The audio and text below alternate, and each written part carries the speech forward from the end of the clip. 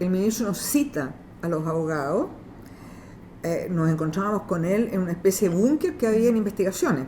Y él nos dice muy serio que él se va a ir a un lugar que no puede identificar, a un lugar que solo su mujer conoce, con el señor Cavión, que era de la Brigada de Derechos Humanos, que era como una escolta de él, a dictar el autoprocesamiento, porque a su juicio están todas las evidencias contundentes para procesarlo, pero que él no sabe qué puede ocurrir. O sea, con su integridad personal. O sea, él se retira a un lugar no conocido para poder redactar el procesamiento de Pinochet.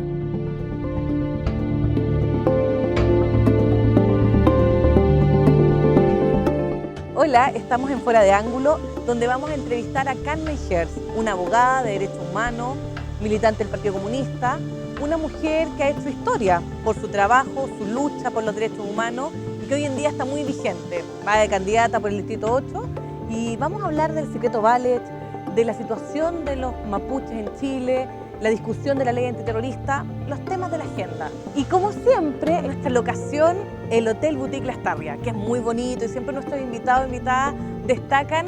Síganos y esperemos disfrutar esta entrevista con una gran invitada, Carmen Hertz.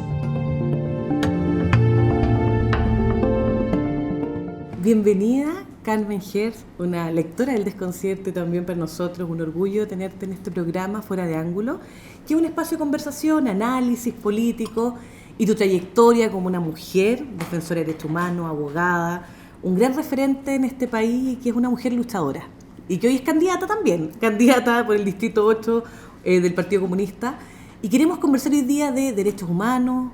La agenda está noticiosa, unas coyunturas críticas que hemos visto esta semana. Para eso te invitamos y gracias por estar acá con nosotros, Carmen.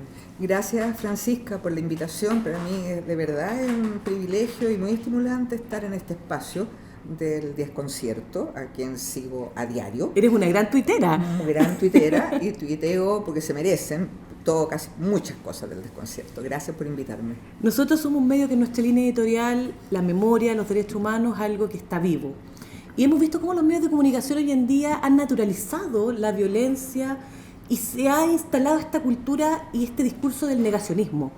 No se hablan las torturas, las violaciones, se está hasta negando hechos de la historia chilena. ¿Cómo lo ves tú como una abogada y que además fuiste parte de esa historia?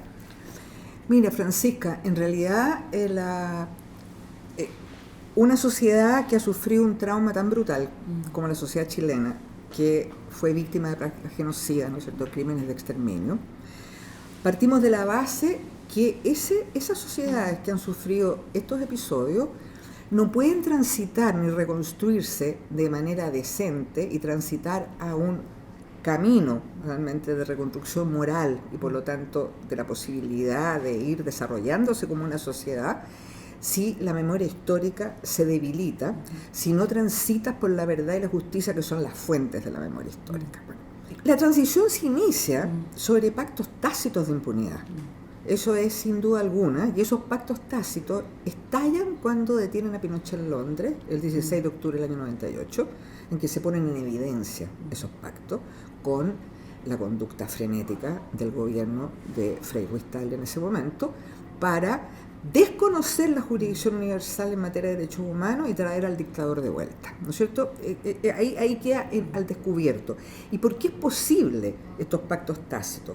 Porque el movimiento popular, Francisca, yo siempre lo he dicho, que fue el motor de la resistencia antidictatorial, porque la dictadura terminó no por el dedo de un dirigente, no por las maniobras de dirigentes que llegaban a la hora undécima a nuestro país, ni tampoco por la campaña publicitaria tan buena del no. No, la dictadura terminó gracias a que el movimiento popular prácticamente inmediatamente después del golpe comienza a reorganizarse, a el tejido social que fue destruido por la dictadura comienza de a poco en los clubes de fútbol, en los comités cesantes, en las ollas comunes, en los talleres de las mujeres, de los presos, múltiples formas de organización en que se unen, te fijas, las orgánicas clandestinas que sobrevivieron, especialmente la orgánica comunista, y los párrocos locales que estaban animados. Ahí fue ese pacto con esa iglesia Exacto, católica, el cura obrero, los curas rojos que se instalaron en la población. Eran animados por la teología de la liberación. Entonces el papel que ellos cumplieron fue fundamental. ¿Y crees que ese mundo social popular tiene hoy en día una cabida en la discusión de derechos humanos? Porque pareciera que los abogados de derechos humanos, los familiares, el discurso de la reparación también es medio perverso, porque la reparación centrada en becas en su minuto, que fue lo ballet, o dinero, y no la discusión de la situación del Estado de Chile, las responsabilidades políticas. Es una situación bien particular la que hemos vivido. Por supuesto, porque es un proceso político, como te digo, que instala esta transición pactada que deja fuera al movimiento popular y a sus representantes, fuera del sistema político, y deja fuera todo el pensamiento crítico. Entonces se cierran las revistas independientes que existían en los 80, no hay medios de comunicación independientes. Tironi dice que la mejor política comunicacional es la que no existe. Entonces, así tú vas acallando las voces críticas, al movimiento popular lo desarticulan, entonces tienes una década muy infame, que es la década de los 90. Eso cambia cuando Pinochet es detenido en Londres. Y el movimiento de derechos humanos yo creo que lo sintió como propio, porque es gracias a nuestra labor que Joan Garcés en Madrid y el Baltasar Garzón pueden hacer lo que hicieron. O sea, dictar la orden internacional de detención de Pinochet es gracias a este trabajo que ellos lo tenían. Ahí, cuando Pinochet lo traen de vuelta, los tribunales, te fijas, hay un punto de inflexión, los tribunales empiezan a actuar. Y ahí tenemos el fallo histórico de la Corte de Apelaciones que acoge el desafuero de Pinochet por los crímenes de la caravana y después lo ratifica la Corte Suprema. Ahora, ese fallo fue logrado contra el establishment, Francisca, contra absolutamente. Es decir, el lobby que se hizo para que así no fuera fue brutal. ¿Algo que nos puedas contar de esas cosas que no se han dicho en esa historia oficial? Hay cosas como bien notables. Por ejemplo, cuando el juez Juan Guzmán, ¿no es cierto?, decide procesar a Pinochet por los crímenes de la caravana, una vez que había sido desaforado, el ministro nos cita a los abogados.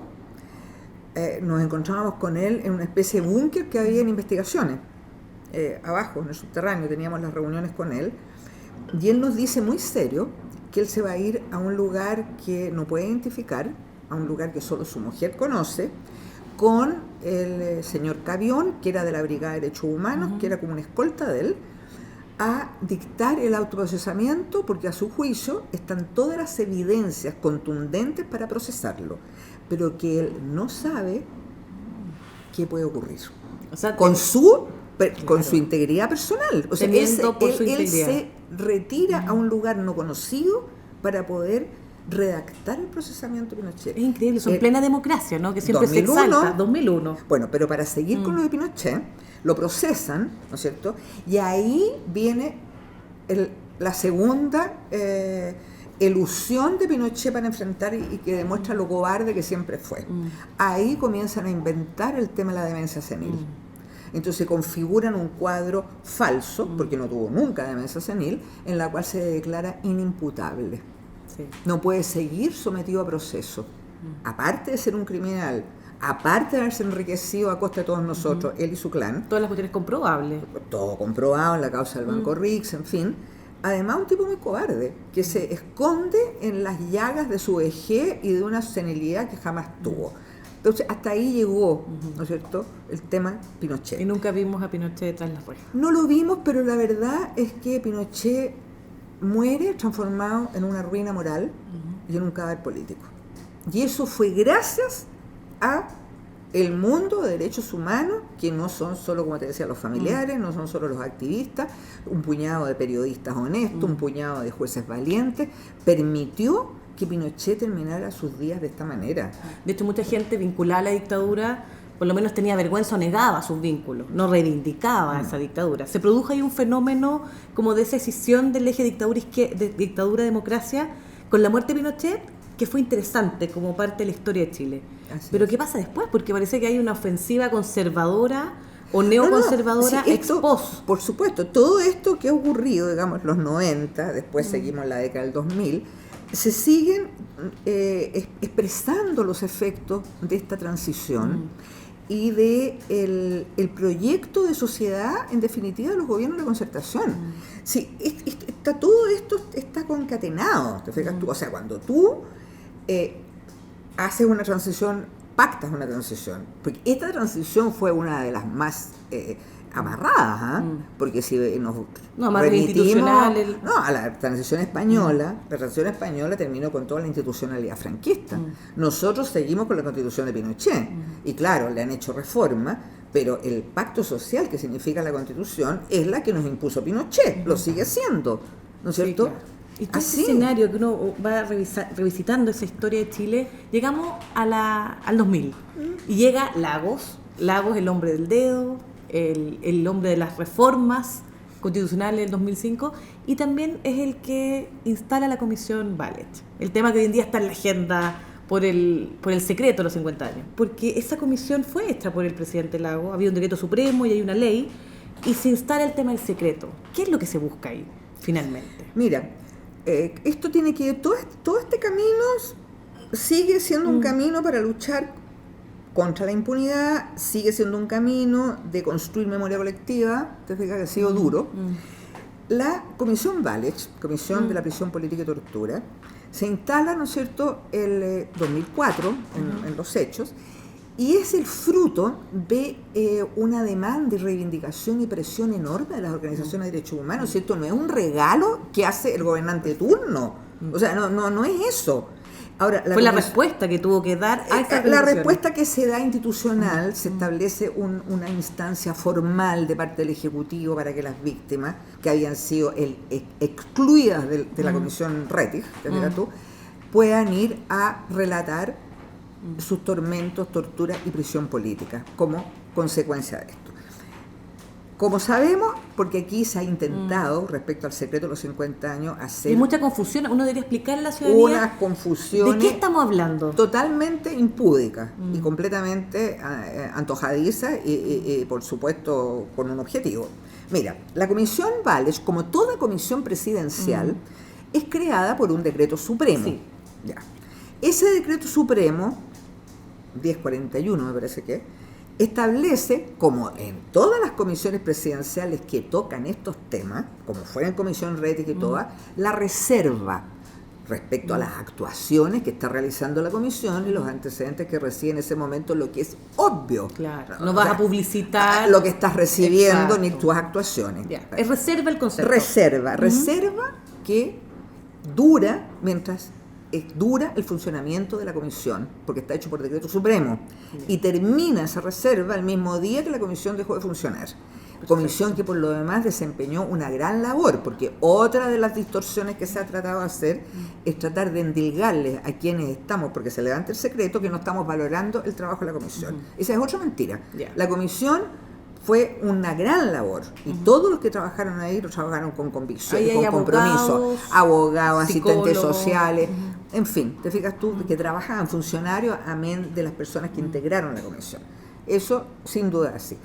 Y muchos meses después que la comisión dejó de funcionar, por ley, cuando se saca la ley de reparación, se introduce un artículo, el artículo 5, en el cual se establece el secreto por 50 años y que nadie, ninguna persona ni magistratura, o sea, se hace una mención expresa al Poder Judicial, no puede tener acceso a esto. Y eso es lo que no lo dicen, ¿me entiendes? Tú lo dicen como si hubiera una continuidad entre la reserva del decreto para el funcionamiento y el secreto muy posterior. Lo está explicando muy clarificador. Entonces ahí tenemos la ley y esa se negocia con la derecha, claramente, por el supuesto, Parlamento. como todas las cosas que hacían. Ahora que el 11 de septiembre fue el gran anuncio de Michelle Bachelet, que dice se va a mandar este proyecto de ley para levantar el secreto de los 50 años. Le pone discusión inmediata. Y le pone discusión inmediata. A un proyecto que estaba en el Senado ya. ¿Y qué te parece a ti? ¿Tú crees que es un avance? Porque para ti es conflictivo también, porque tú eres comunista, el Partido Comunista es parte del gobierno, hay avances, pero también hay temas de los que no se hablan. Bueno, yo creo que el haber puesto discusión inmediata por parte de la presidenta fue una muy buena medida, porque este proyecto que te levantaba el secreto para los tribunales de justicia, otra caricaturización que se ha hecho, se pretende mostrar como si este proyecto fuera a publicar, a colgar en la plaza pública los antecedentes. Eso claramente no es así. Es para que los tribunales puedan avanzar en sus investigaciones. Y ese proyecto era letra muerta en el Senado, no se discutía nunca. ¿Por qué? Porque, entre otras cosas, en este país de la impunidad política, social y moral, no solo penal, ni más ni menos que la Van Rieselberghe era la presidenta de la Comisión de Derechos Humanos del Senado. Imagínate la contradicción paradojal que esta mujer sea la presidenta de la Comisión de Derechos Humanos, pues. O sea, eso implica la impunidad, como te digo, que hay como sociedad. Aquí está esta gente que pertenecen al sector que propició el exterminio, que lo justificó y que lo avaló y que lo aplaudió, siguieron siendo hasta ahora actores políticos sin que tuvieran que responder de nada, ni siquiera en términos políticos. Bueno, de hecho son columnistas, son panelistas de medios, se ha generado toda una discusión hoy en día. Hay ONG, fundaciones que hablan de los mártires violadores de derechos humanos, tienen programas de radio, se ha dado un fenómeno muy particular. Entonces la pregunta es cómo la izquierda también se hace cargo de decir qué pasó, por qué este tema dejó de estar en la discusión de esa población, de la agenda pública. Mira, Francisca, siguiendo con esto, te digo, para terminar con el tema Valech, como digo, la manipulación y distorsión que se ha hecho brutal, porque hay que recordar además que todos los organismos internacionales, Comisión Interamericana, Corte Interamericana de Derechos Humanos, Comisión contra la Tortura de Naciones Unidas, le han recomendado expresamente al Estado de Chile que levante el secreto. Cuestión, te fijas, que tampoco ni Lago ni sus adláteres mencionan, se omiten este debate. El gobierno está obligado a derogar esa norma que impide que los tribunales de justicia accedan a los antecedentes. Respecto al punto que tú decías, yo creo que hay una expresión en este momento álgida, insisto, en este clima, te fijas, de arremetidas de impunidad, en este clima de impunidad social y moral, como te decía, en que se situó la derecha, que siguieron siendo no solo panelistas, columnistas, fueron presidentes del Senado, presidentes de la Cámara de Diputados, actores políticos con los cuales digamos, la gente que administró la concertación no tenía problema alguno en departir. Alegremente, además, páginas sociales llenas en los años 90. Todos quieren salir en el Mercurio, aparecer en las páginas sociales. Impresentable. Sí. Entonces tenemos esto por parte de la derecha y además la situación a la cual tú te refieres, que a mí me parece muy grave, que es la autocrítica también de los sectores. No, esta suerte de escalada sediciosa que hay, de parte, te fijas, Oviedo haciendo declaraciones completamente improcedentes el día del juramento de la bandera. La carta que enviaron después 16 generales en retiro, 2 de ellos comandantes en jefe del ejército designados en democracia, carta atroz, cuestionando el papel de los tribunales de justicia, carta a los coroneles que sí, que carta a los suboficiales mayores. Toda esta escalada frente a la cual, te fijas, se guarda silencio ominoso, como he dicho yo, silencio ominoso de parte de quienes componen la nueva mayoría, salvo el Partido Comunista, tengo que decirlo, que sí reaccionó frente al secreto de la Comisión Valech, pero como coalición, pero la crítica es que es parte de esa coalición también. El Partido Comunista le pega también. Por supuesto, eso. Como coalición, nada. Una vergüenza, ¿te fijas?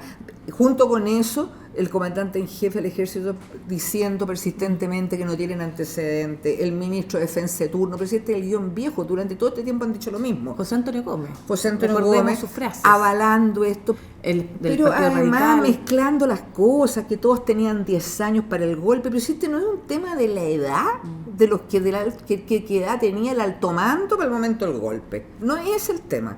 El tema es que hay una protección institucional que es lamentable que siga, porque lo importante es que el ejército, como todas las Fuerzas Armadas, sean instituciones de la sociedad que se desmarquen de una vez por todas del pasado dictatorial y además que se dejen de opinar, pues. Si no pueden, ellos no pueden abrir la boca sobre ningún tema contingente, porque por eso tienen el monopolio de las armas.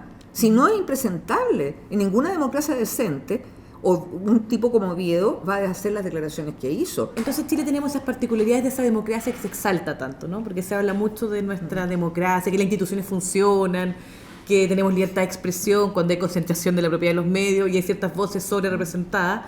Pero también hay otra discusión que está muy presente en la discusión de la agenda de derechos humanos, la situación del pueblo mapuche, el conflicto del Estado chileno con el pueblo mapuche, las recientes situaciones que ya llegan a ser medias caricaturescas, ¿no? Esto de tenemos el caso Iglesias por un lado y la gran discusión sobre la ley antiterrorista. ¿Cómo lo ves tú como abogada, defensora de derechos humanos, ahora candidata?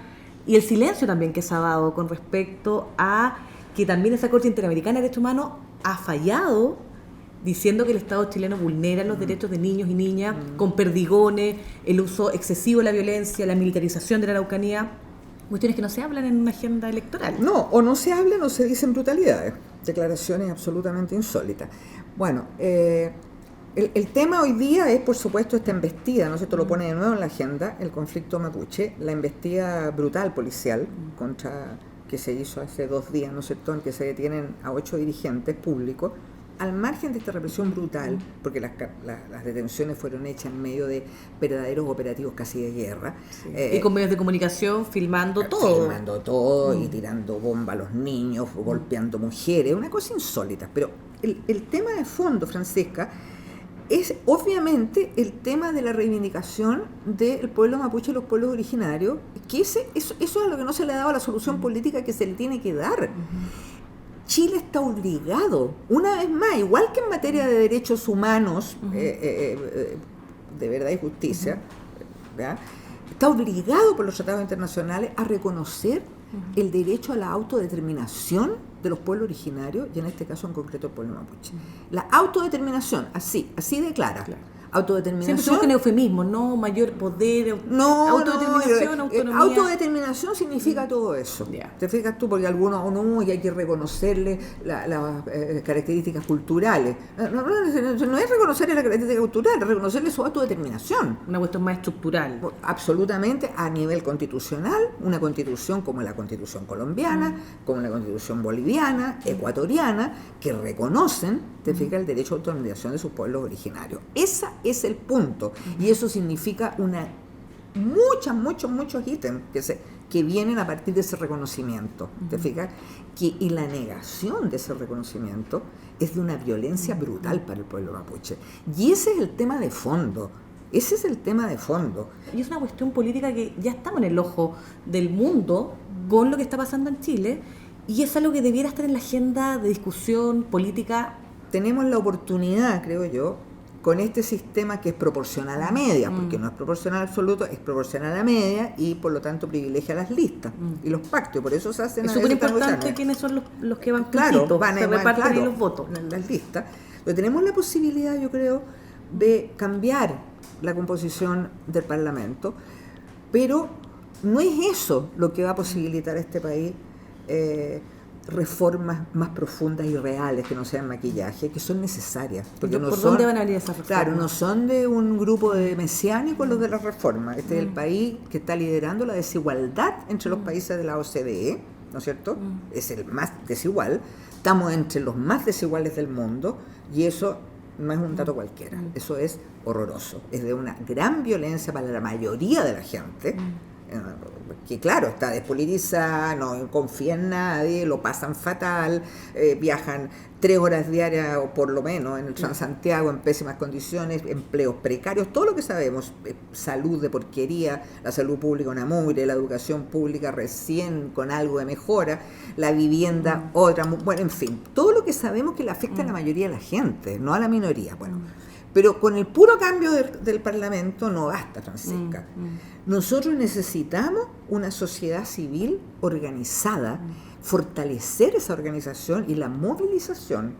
Si tú no tienes una organización civil que la rabia que tiene, ¿no es cierto?, la convierte en esperanza, esa rabia más la esperanza lo único que te hace es transformar las cosas. Si una sociedad que tiene mucha rabia como esta, mucha frustración, pero además desesperanza, te abre caminos muy peligrosos. Que, por ejemplo, los discursos de ultraderecha, que se instalan, y ya hemos visto en la experiencia internacionales. Está súper interesante esta conversación, podríamos estar horas, pero ya estamos fuera del tiempo.